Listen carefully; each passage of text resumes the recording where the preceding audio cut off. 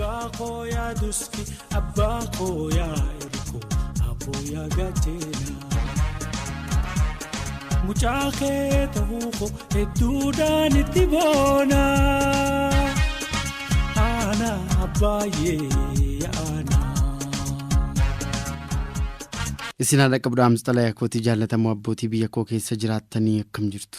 Abbaa utubaa maatii, abbaa fakkeenya jabinaa, abbaa fakkeenya xiiqii foobsaa, abbaa gaacha namaatii, abbaa abdii daa'imman isaatii, abbaa qe'ee abbaa biyyaa akkam jirtu? Dhugaan abbaayee hin dubbatamne. Kutaalee manaa hedduu keessatti seenaan utuu weeddifamee hafee seenaan waciinsa milkaa'ina xixiqqoo isheetiin ukkaanfamee utuu naasaamee hafee hedduudha. Seenaa gootaa waan hunda qofaasaa mo'atee dhaabbatee maatiin isaatti hirkachuuf na jalaa kufa jedhanii kan hin shakkinetu kutaa manaa hunda keessaa dhokatee jira. Harramee muraasaa odeessu akkuma nama kamii abbaan qofaa dhalate abjuu mul'ataaf kaayyoo mataasaa qaba ture. Wantatu hojjeteetti tolu, waan utuu uffatee irraa bareedu, waan nyaachuuf dhuguu fedhu, addunyaa ilaaluu barbaadu, fiixee guddinaa bira ga'uu barbaadu hedduu qaba ture. Dargaggeessa carraaqaa bilisummaan adeemu sodaa malee kan tarkaanfatu, daangaa kamuu darbee kan wantoota argachuu fi mul'achuu isaa galmaan ga'uuf carraaqu ture. Abbaan gaafa abbaa ta'u garuu wanti dursa kennamuuf hundi ni jijjiirama. Dursa kan kennamuuf mul'ata isaa, abjuu isaa, kaayyoo isaa, fedhii isaa miti, ijoollee isaati. Mucaan tokko dabalamaa akka dhufuun wantoonni inni dursa kennuuf ture hundi wareegama ta'u ijoollee isaatiif jecha jechuudha.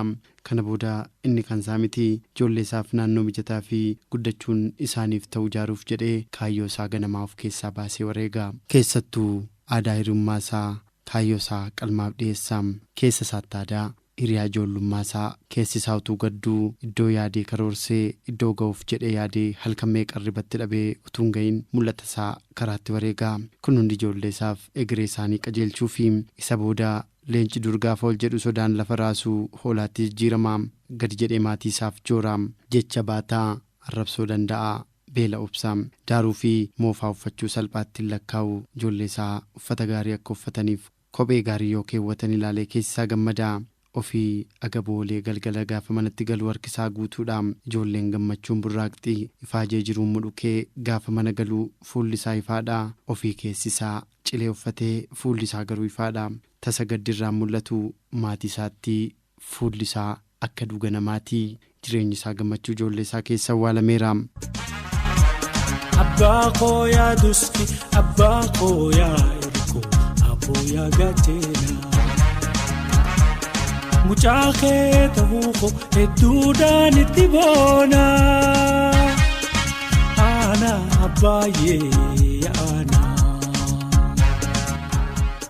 Egaa mana namoota hundaa seenaa kanarraa seenaa xixiqqoo madaalliin kaafnetu goota kana ukkaamsee goota hedduu weeddifamneef abbaa dhukkubbii abbaan dubbatanne wareegama mul'ata isaa, daaruu isaa, dheebochuu isaa, beela'uu isaa, nama isatti hirkatu malee namatti hirkatu dhabuu isaa, qofummaa isaa, callisa keessa isaatii kanumarraan ammoo yeroo hundaa maatii isaaf akka kattaa jabaa ta'ee dhaabbachuu isaa namni baay'een dagateera.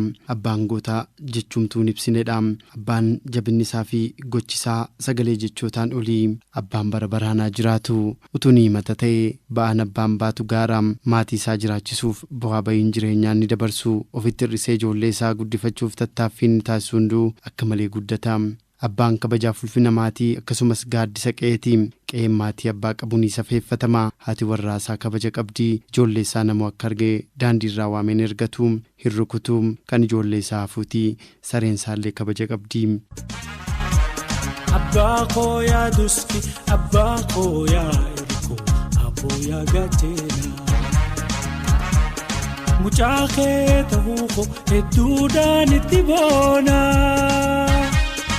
Ana abbaye ya ana. Tarii abbaan wayita balleessaa yookaan immoo dogongora ijoollee isaatii argu wallabdee maatii isaa keessatti yoo argu dheekkamuu fi adabuu danda'a. Sababa kanaaf maatii keessatti sodaachisaa ta'uu fi dheekkamaa ta'uu isaatu abbaa kana dagachiisee laata. Kun ammoo miira abbaan maatii isaa keessatti akka haadhaatti jaallatamaa fi hariiroo cimaa hin qabaanne, qoosaaf xabaan ijoollee isaa waliin akka hin taphanne isa taasiseera. Ta'us daa'imman isaa naamusaa, safuu fi duudhaa abbootiin akka guddatan gochuun ajajamuu, yeroon baanii yeroon galuu jiruu isaanii idilee keessatti abbaan kun natti dheekkama jechuun dogongorarraa of qusachuu akka danda'an hariiroon isaan hiriyoota isaanii waliin qabaatan hundumaa keessatti sodaan abbaa eenyummaa fi qabiyyee amala ijoollee isaatii ni bocam. Gochaan kun garuu jaalala abbaan ijoollee isaarraa argachuu qabu akka maluufitti akka hin arganne taasiseera laata jedheen shakka. Yeroo baay'ee namoonni hedduun waa'ee jaalala abbaarraa kan harmee isaanii yoo leellisan sirbootaa fi faarulee hedduu keessatti harmee isaanii yoo jajatan calaqqisu. Dhugaan hin haalamne harmeenis gar tokko maatiiti. Galata abbaa garuu dagatamuu hin qabu. Kunis sababa abbaan irra jireessaan balleessaa ijoollee isaatti dheekkamuu fi abbaan miira sodaan akka ilaalamu abbaa caalaatti harmee isaaniitti akka siqaniif isaan taasiseera. Gaheen abbaa qabeenyaa fi soora maatii dhiyeessuudha. Maallaqa akkasumas qabeenya maatiin isaan ittiin bulu argachuuf dameelee hojii humnii fi dandeettiin isaa eeyyameef maratti tuffii tokko malee seenuudhaan osoo namni kaffaltii isaaf hin malle isaaf kafaleellee otoo hin tuffatin hojii sanatti bobba'a. Kaan barsiisaadha, kaan qotee bulaa, kaan horsiisee bulaa, kaan ammoo loltuudha. Waardiyyaa biyyaaf uummataa, kaan hojii humnaan bulaa, guyyaa dhagaa daakee cirrachaaf simintoo baatee bukeessaa. Halkanis waardiyyaa eegaa bulaa. Sadarkaa barnootaaf dhaabbilee barnootaa adda addaatti bobba'uun beekumsa qabu qoodee galii argatuun maatii isaa gaggeeffata. Abbaan jabaadha. Kaan ammoo ayyaanumee carraa barnootaa gaarii argatee dooktara, ogeessa fayyaa, injiinaraa, ogeessa miidiyaa akkasumas kanneen biroo irratti bobba'a. Akkaatuma dandeettii fi muuxannoo isaatiin dameelee hojii garagaraatti bobba'a. Dameelee hojii garagaraa irratti bobba'ee kabaja maqaa adda addaa haa qabaatu malee mana isaatti garuu hunduu abbaadha. Gaheen hojii isaa mooraan alaa gosa meeqa ta'ullee hunduu mana isaatti maqaa tokko qaba. Abbaa hundee maatii utubaa biyyaa.